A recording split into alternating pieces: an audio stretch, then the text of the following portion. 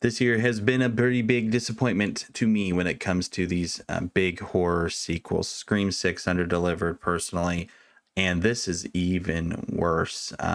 Exorcist Believer is just not good. That's my spoiler-free thoughts. You don't need to see this movie. From here on out, I'm full spoilers on everything because I just want to get everything out so I can stop thinking about how much I didn't like this movie. Just get the thoughts out there. Feel free to disagree with me in the comments. I'm happy to hear it. But yeah, this is just what I've been thinking about with it. There's a bunch of reasons that I just feel that this movie does not work. And the biggest sin that this movie has is that it is not scary.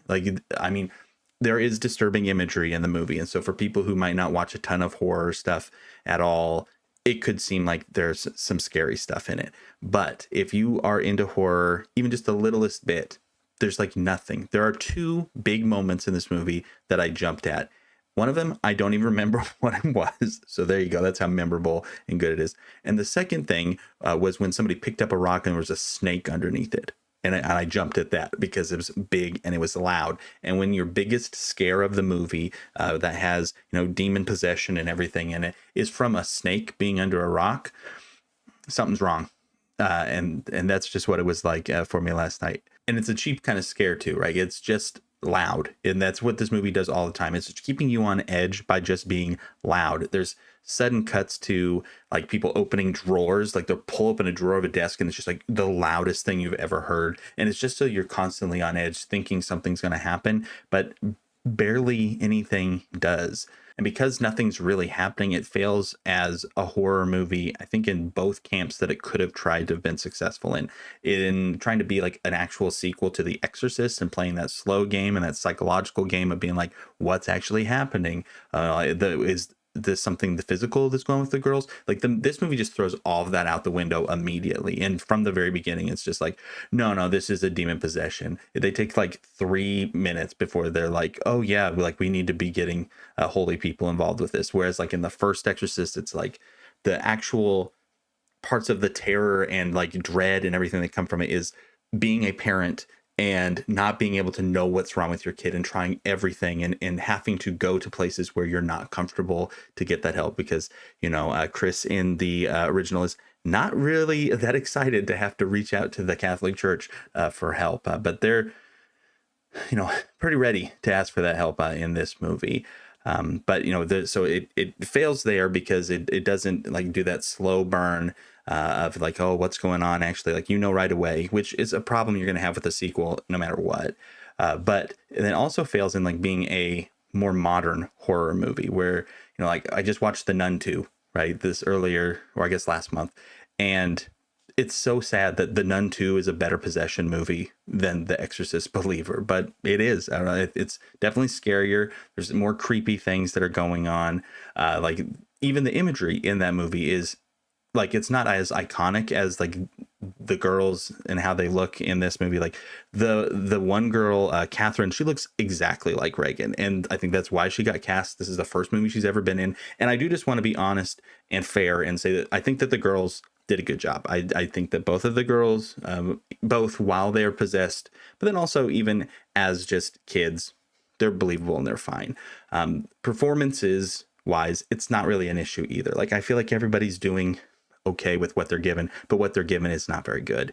And that's an issue with this movie is like what people are given is so shallow and there's barely anything for any of these characters to do because there's just too many characters. Like when you get to the big exorcism scene at the end of the movie, like I don't know like anybody's real name, and you know what, neither does the movie. I was checking out IMDb and what the people there is a pastor and his name is just Pastor, and this is somebody that we see a ton throughout the movie. He's credited just as Pastor on IMDb though, and I was like, okay, the movie doesn't even care enough to give this guy a real name, so why should I care that he's there and that he's like being all emotional and all of this stuff?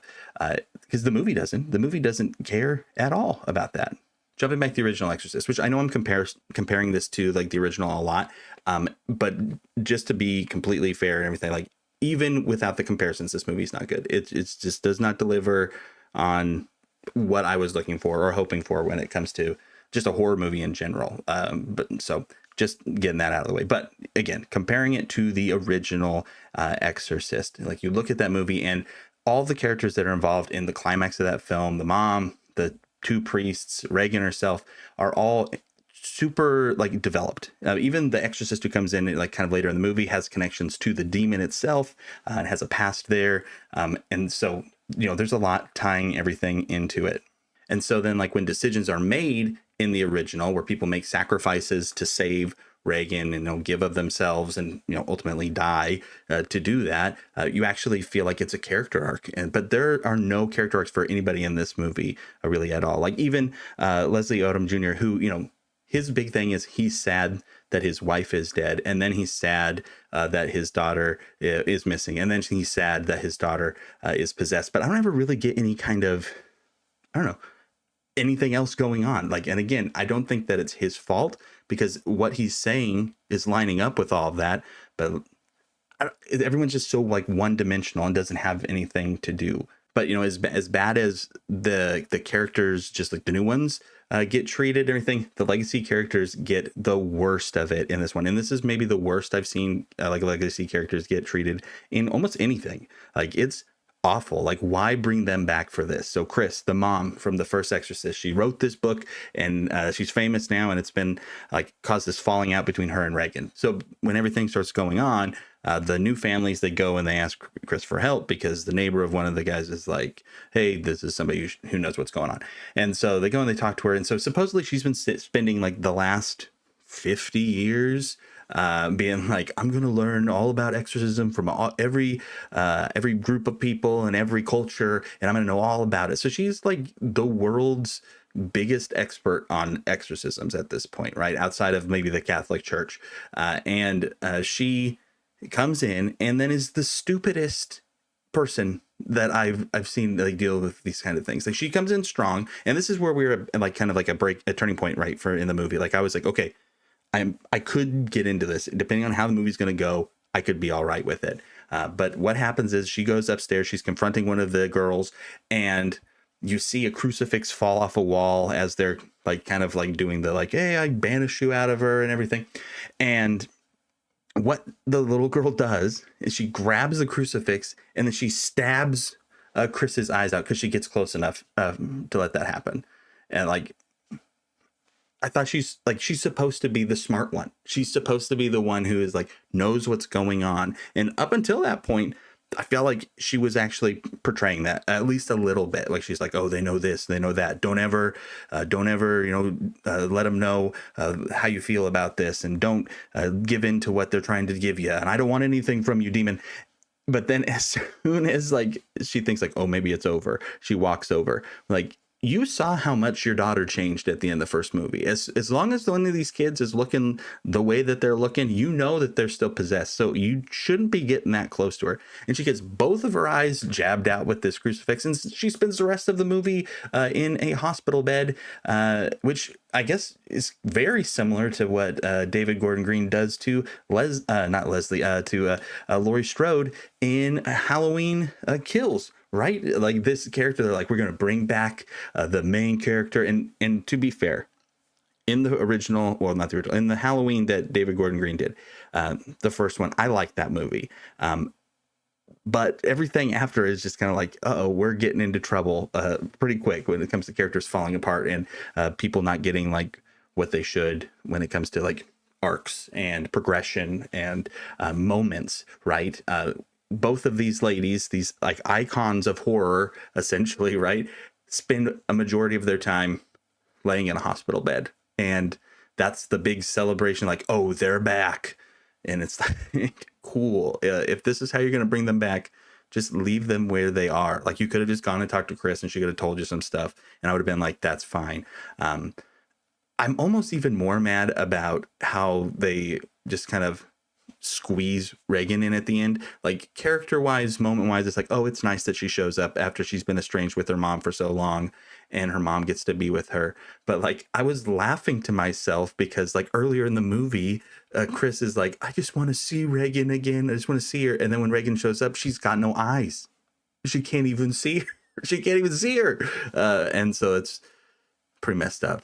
But like, she shows up and it's supposed to be like, oh, it's Reagan, but it's literally at the end of the movie as it's wrapping up. Like, it's like one shot, you see her, I'm here, mom, hold her hand, and then like that's it.